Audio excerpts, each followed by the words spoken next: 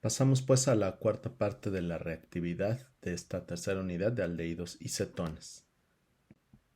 Y continuamos viendo reacciones que ocurren sobre los carbonos carbonílicos, en este caso con un nuevo nucleófilo que no habíamos visto.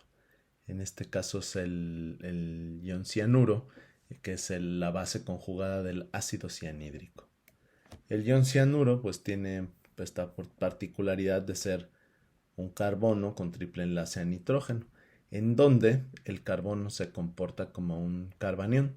Por lo tanto, es una base con una cierta fuerza, no tanta como uno esperaría, porque bueno, se puede estabilizar de este lado, pero que evidentemente hace un ataque nucleofílico sobre el carbono carbonílico, ruptura del enlace pi, formación de una subestructura, un intermedio tetraédrico, y que obviamente no tiene un buen grupo saliente, por lo que se le da un tratamiento ácido, ¿no? Para generar el cianuro, pues hay ácido cianhídrico en el medio, protona el oxígeno y tenemos el producto de la adición, que es conocido como ciano por el grupo nitrilo, hidrina por el hidroxilo.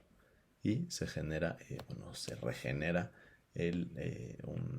un átomo o una especie de cianuro. Estas reacciones no son muy buenas en medios básicos fuertes. ¿Por qué? Porque como les decía, aunque pareciera que al ser un carbanión es, eh, es fuerte, no necesariamente es una base fuerte, es más bien una base débil. ¿Qué va a pasar en un medio ácido?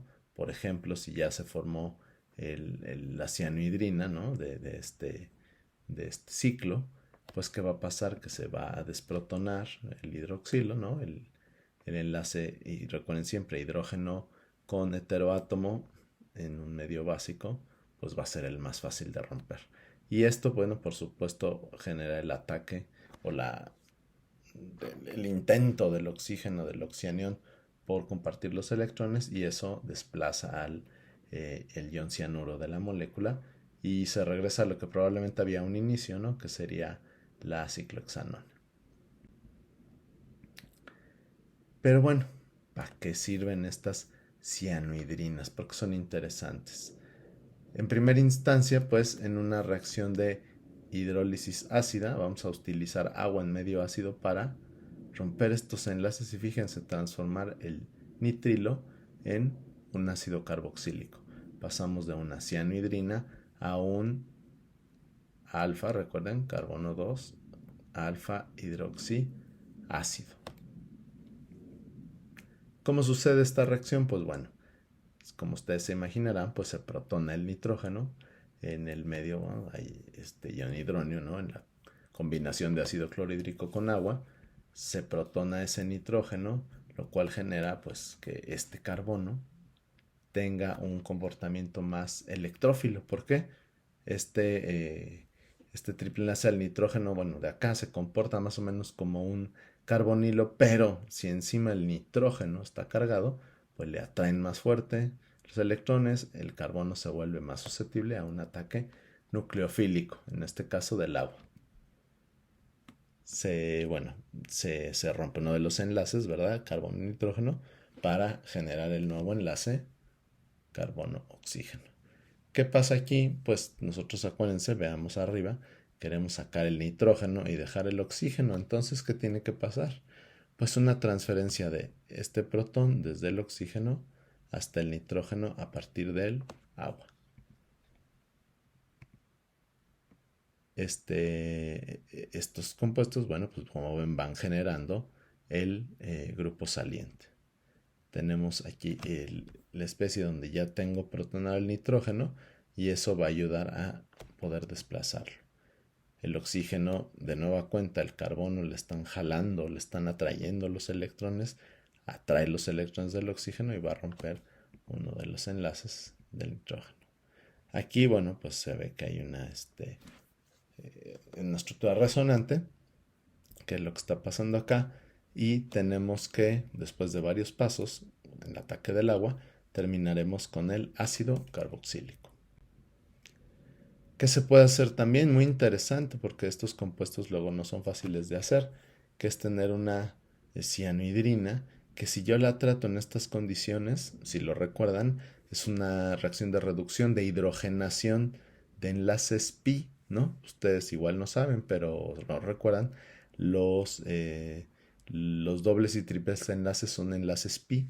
Entonces esto sirve para hidrogenar esos enlaces. Bueno, no los enlaces, los átomos que participan en esos enlaces. Entonces vean cómo este triple enlace acá se convierte se rompen y se convierten en enlaces a hidrógenos. Entonces podemos pasar de una cianohidrina a un aminoalcohol. Seguimos también ahora, continuamos con las reacciones con apellido. Comenzábamos en el video anterior, continuamos aquí. Primeramente es la reacción de Cannizzaro, que es una reacción de desproporcionación en la que un mismo compuesto puede reaccionar para eh, autooxidarse y reducirse. Esto sucede normalmente con aldehídos que no tienen hidrógenos en el carbono alfa, es decir, en el carbono 2. Eso es importante porque recuerden que esos protones son ácidos, ¿no? En condiciones básicas. Y esta reacción sucede primordialmente en condiciones fuertemente básicas, con una base fuerte disuelta en agua.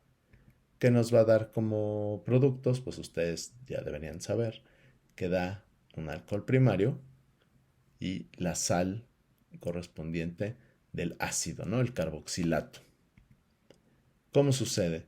Pues bueno, en este medio fuertemente básico se da un ataque nucleofílico entre el hidroxilo, ¿no? de la base y el carbonilo, lo que genera el intermedio tetraédrico. Como recuérdense que está en un medio fuertemente básico, ¿sale? Entonces se está dando, o hay más presencia de hidroxilos. Ese otro hidroxilo se va a llevar un protón, se va a aportar como base y se lleva el protón, el hidrógeno más lábil, más propenso a ser sacado de allí. ¿Por qué? Porque es en un enlace oxígeno. Esto hace que se genere una molécula de agua y una estructura, fíjense, un carbono con dos oxígenos negativos que no es muy estable. Y eso no es tan estable, bueno, los dos pueden participar compartiendo electrones. Espero que no les moleste, yo sé que les he dicho muchas veces que no saquen las flechas desde las cargas, pero bueno, en este libro de donde yo tomé esto, así lo hacen, yo entiendo que no está bien, pero también piensen que las cargas negativas pues son exceso de electrones, ¿sale? Pues bueno, cualquiera de estos dos oxígenos puede meter sus electrones y eso significa que tiene que romper un enlace y el que es relativamente más sencillo entre estos sería el del hidrógeno, que es capturado por ataque nucleofílico por el carbonilo del otro compuesto carbonílico, para formar, bueno, se comporta como hidruro, se lleva los dos electrones hacia acá, para formar, bueno, este es el RDS, significa el paso limitante de la reacción, es decir, el que sucede de manera más lenta y el que va a determinar qué tan bueno es nuestro procedimiento. Eso va a dar como consecuencia que se forme el carboxilato. Aquí está como en resonancia, está repartiendo la carga a lo largo de esta parte de la molécula. Y el alcoxilato, que como ustedes saben se le da un tratamiento, se protona también y forma el alcohol. Entonces tenemos el carboxilato, bueno, la sal, aquí no pusimos el contraión, y el alcohol. Otra reacción interesante de formación de enlaces carbono-carbono es la condensación aldólica.